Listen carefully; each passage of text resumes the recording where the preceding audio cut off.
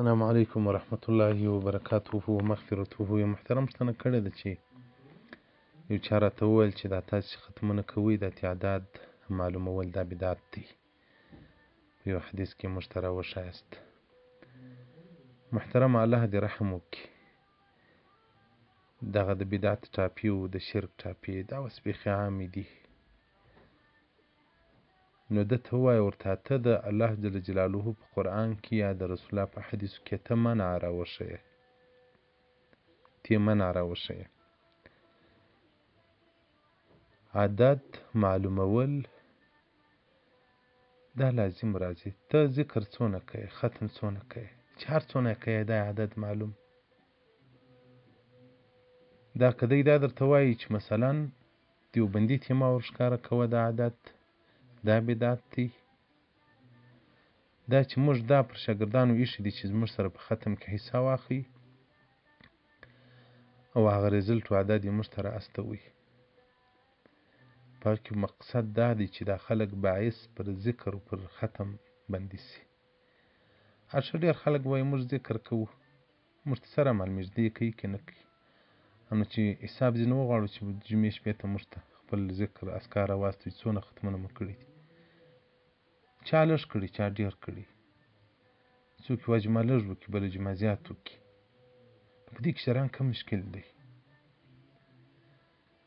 دا چې د الله جل جلاله مخلوق پر واټساپ سره راجمع دي یا په انټرنیټ سره راجمع دي، د دې پر ځای چې نارواوې وکړي یا نارواوې وګوري په ختم کې شراکت کوي، دغه ته نه شیطان دی ورپرېږدي نه تاسو ورپرېږدي. ابو هريره رضی الله عنه مبارک څخه روایت دی چې رسول الله صلی الله علیه وسلم فرمایلی دي ومن قال سبحان الله وبحمده في يوم 100 مره، که چا په ورځ کې سبحان الله وبحمده 100 واره وویل غفرت له ذنوبه وان كانت مثل زبد البحر، که څه هم د دریابو د زګو په شان باندې وي.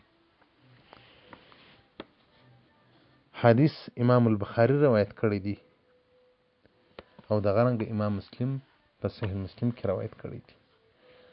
او دغه اجتماع د ذکر هغه که دغه په کوټه کې انډیوالان سره کښېني وایي راسئ ذکر وکړو، که پر واټساپ سره راجمع سي، که پر یو بل ذریعه باندې سره راجمع سي ختم وکړي، د الله جل جلاله رحم پر دغه خلکو باندې اوري، د الله رحمت نازلیږي. معاویه رضی الله عنه وایي رسول الله صلی الله علیه وسلم یوه ورځ راووتې د صحابه کرامو یو ټولۍ ناسته وه.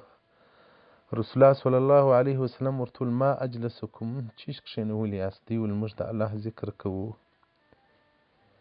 رسول الله صلی الله علیه وسلم څه ورته وایي؟ ما ته جبریل امین رالی او راته ویې ویل چې ان الله عز وجل یباهی بکم الملائکة، الله جل جلاله په دوی سره فخر کوي ملائکو ته چې تاسو ورته وګورئ زما بندګان زما پر ذکر راټول دي.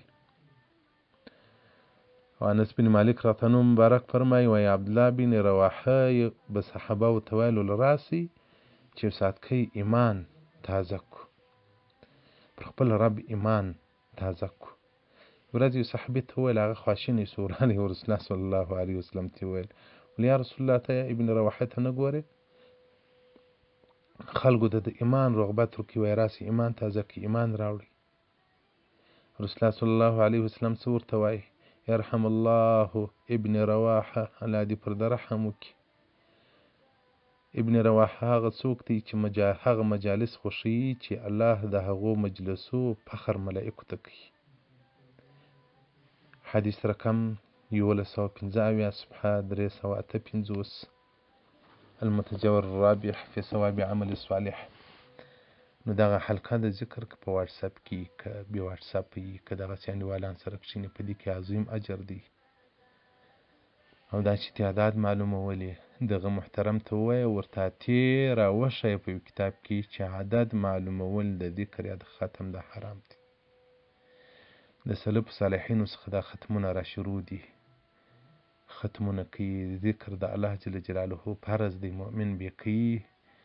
دغه عظیم فرض څخه خلک غافله وه، موږ د ختمو ګروپان ورته خلاص کړل.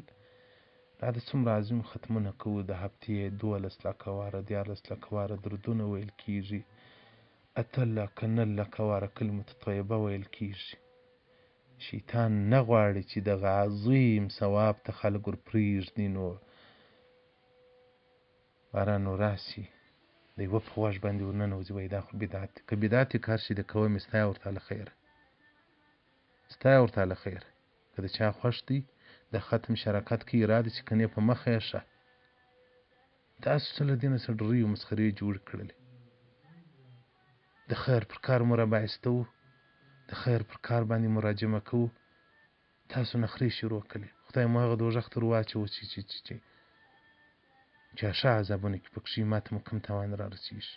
موږ رحم در باندې کوو، تاسې زموږ له مهربانۍ څخه بده استفاده وکړئ. که بدعت کوو که هر څه کوو، که یې کوو راسره وکړئ، که نه په مخه مو ښه. والسلام علیکم ورحمة الله.